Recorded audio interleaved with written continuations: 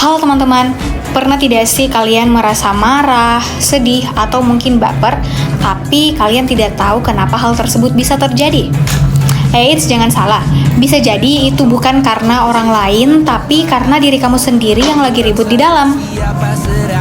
Nah, hari ini kita bakal kenalan sama salah satu teori paling klasik tapi kece, yaitu teori psikoanalisis.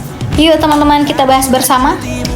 Nah, disinilah kita kenalan sama teori psikoanalisis, sebuah teori kece dari Sigmund Freud, seorang bapak psikologi yang percaya kalau banyak perilaku kita itu dikendalikan oleh sesuatu yang tidak kelihatan, alias pikiran bawah sadar. Jadi begini, menurut Freud, tingkah laku kita itu tidak sepenuhnya sadar.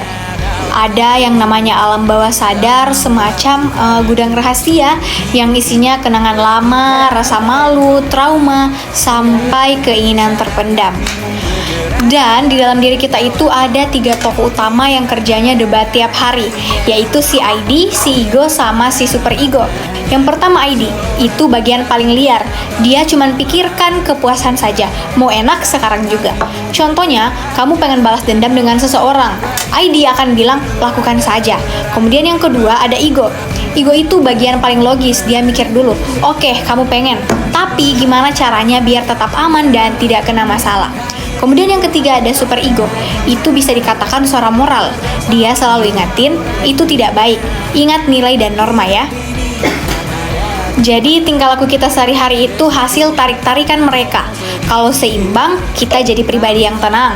Tapi kalau satu dominan, wah bisa bikin overthinking, stres, sampai konflik batin. Kemudian dalam teori psikoanalisis ada yang dinamakan tahap perkembangan. Tahap perkembangan psikoseksual, di mana Freud mengatakan bahwa kepribadian kita terbentuk dari kecil lewat 5 tahap perkembangan, yaitu yang pertama ada tahap oral. Ini terjadi pada umur 0-1 tahun.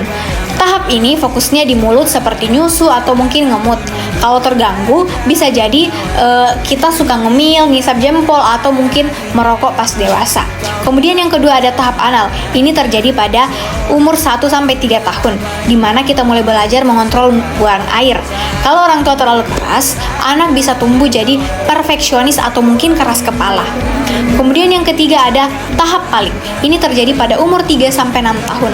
Anak mulai sadar jenis kelamin dan suka sama orang tua lawan jenis. Ini disebut kompleks Oedipus atau Elektra. Kemudian yang keempat ada latensi. Ini terjadi pada umur 6-12 tahun.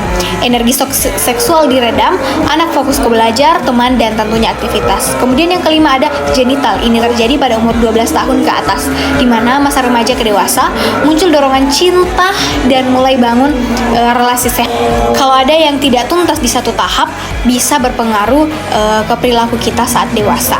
So, teori psikoanalisis itu mengajarkan kita bahwa di balik setiap reaksi kita ada proses psikologis dalam diri yang kadang tidak kita sadari atau kadang yang bikin kita overthinking, sensitif, atau bikin keputusan aneh itu. Bukan cuma logika, tapi juga konflik batin dalam diri kita sendiri. Bukan cuma soal logika, tapi juga soal konflik batin antara si liar, si logis, dan si suci dalam diri kita. Jadi, kenali ID-mu, egomu, dan super egomu, biar kamu bisa paham diri sendiri sebelum menyalahkan orang lain.